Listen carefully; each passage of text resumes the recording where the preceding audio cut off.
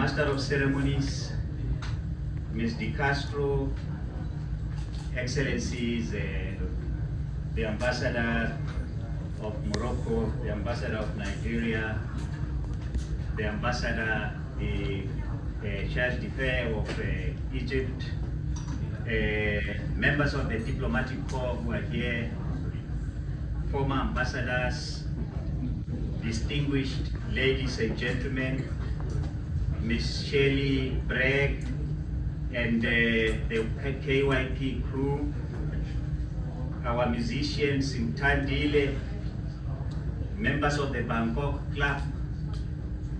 Thank you very much for hosting this come together. The idea really is to come and entertain you for the evening. Captains of industry who are here, the South African Thai Chamber of Commerce, colleagues from the embassy, and my wife, Mrs. Tandi Africa. Thank you all for coming. I hope tonight will be a memorable evening for all of us. Certainly, we are going to be serenaded, enticed, and of course juiced with a unique South African performance, music by Sintandile and Amapiano dance, and the expressive protest display of gumboot dance by the Cape Town Youth Program. And I'll explain the origin of the gumboot dance because maybe many of us may be aware of its popularity, but maybe we need to know just a little bit about its history. Music and dance are integral to the history of South Africa. There are various forms of cultural practices and dance across the length and breadth of South Africa. Our dance culture is imbued with energy, gusto, and vitality. This dance culture was born as an expressive form of protest against the oppressive system of apartheid. We have dance forms such as Umguba, Pata Pata, and of course the famous Toi Toi, the Nama people's real dance, very wild and fast dance from the Northern Cape, and of course gumboot dance. We have Pansula dance, we have Tiki Dry, and various traditional dances enjoyed by the various tribes of South Africa. These forms of dance are our means of communication as diverse groups in South Africa. Our motto, as inscribed on our coat of arms in the Tam language, is Te Ikara Te, united in diversity. That's what the motto in our coat of arms means.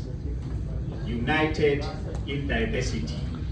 We have other dance forms such as Idamo, a Zulu dance, Umqenso, a Xhosa dance, Muhobelo, which is a Sotho dance, and then Chikono, a Venda dance. These are forms of dance in South Africa, and Saki Saki, which is the Afrikaans way of expressing themselves also in dance, and so on.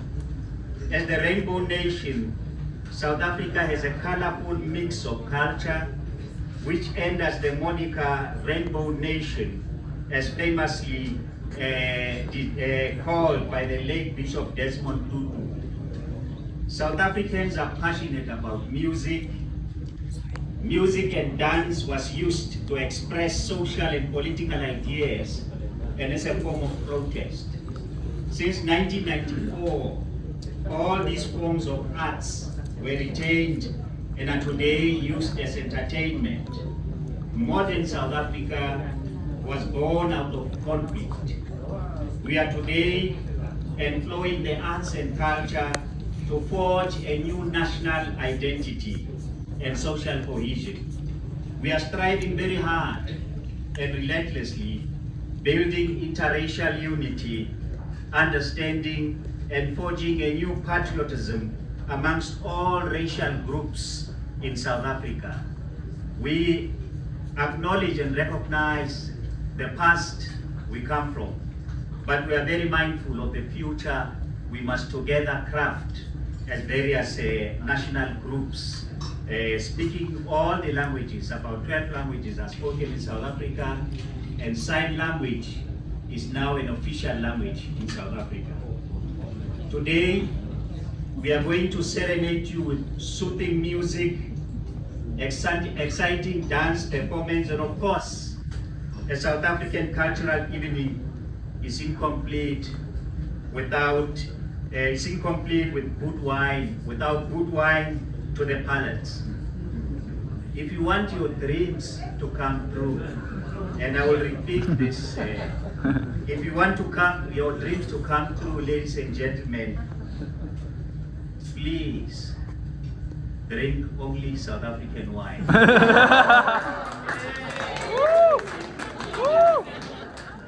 If your dreams do not come true, please blame yourself because you didn't South African wine with other wines. But South African wines can guarantee you and guarantee the realization of your dreams. In conclusion, please give me a minute to just share with you the amazing history of gumboot dance. These boots that you will see later on when these young people are performing, who come from Kliptown. And Kliptown is a historical town in the sense that in 1955, all our leaders came together there to craft what became known as the Freedom Charter, because they said we are excluded and we want to craft a future for ourselves, and they came together and they agreed that South Africa belongs to all who live in it, black and white, and that no government will claim authority unless it is based on the will of the people. Now in the 1800s, when mining was discovered or minerals were discovered in South Africa, many people came from various parts of Southern Africa, from Malawi, from Zimbabwe, from Mozambique, from Swaziland, and so on. These people were made to work underground, and they were all, because it was watery underground, there was water flowing underground, they were made to wear boots, these Wellington boots. And because those who owned the mines did not want to get the water out of the mines, they decided that they would rather buy boots because it was cheaper for them to buy boots. And they chained these people together. And it is very dark underground. For those of you who may have worked underground in a mine, it's very dark. They were not allowed to speak to each other. They were not allowed to communicate.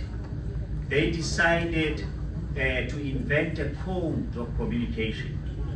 And that code became their communication means.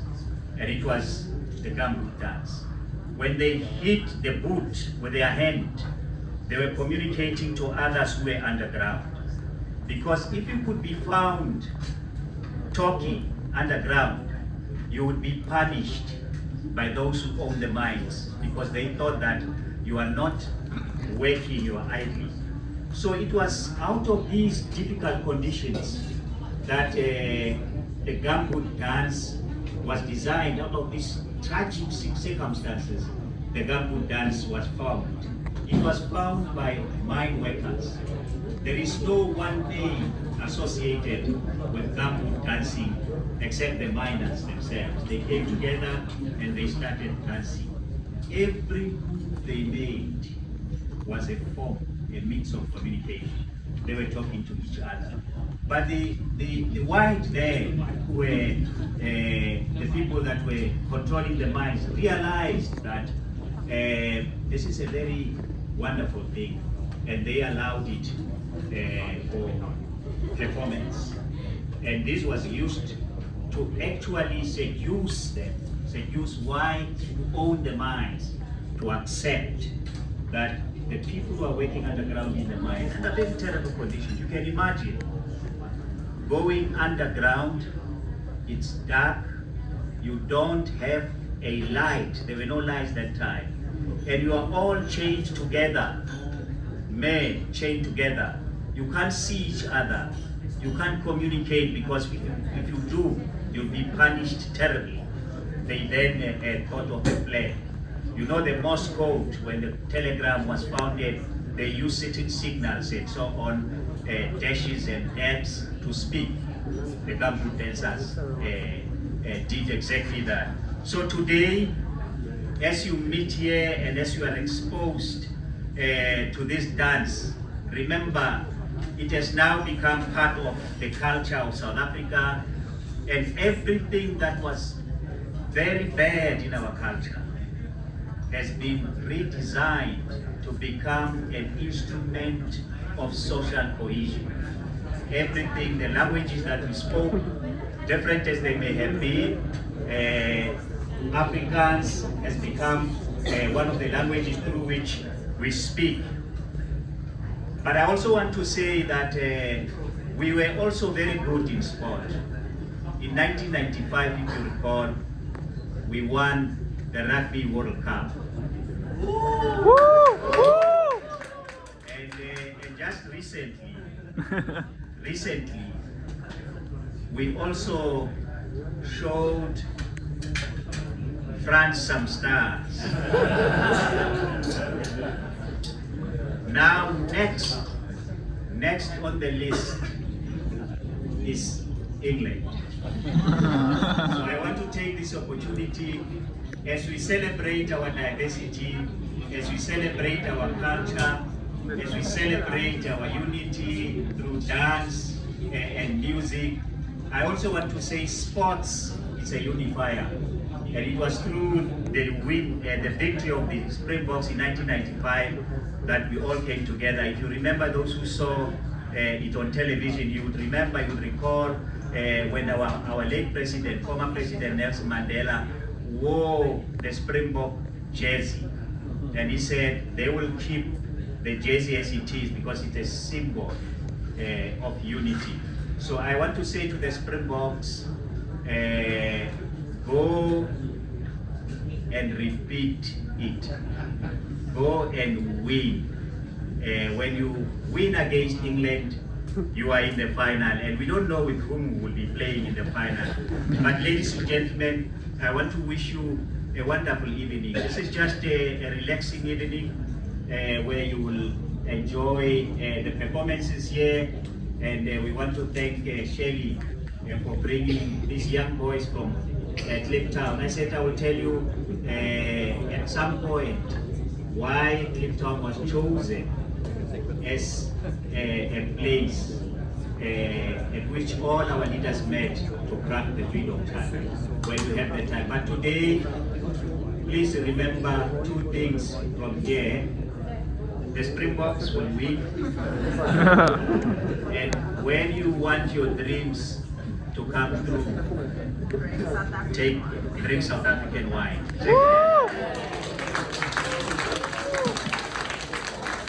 Thank you, Your Excellencies. Your Excellencies.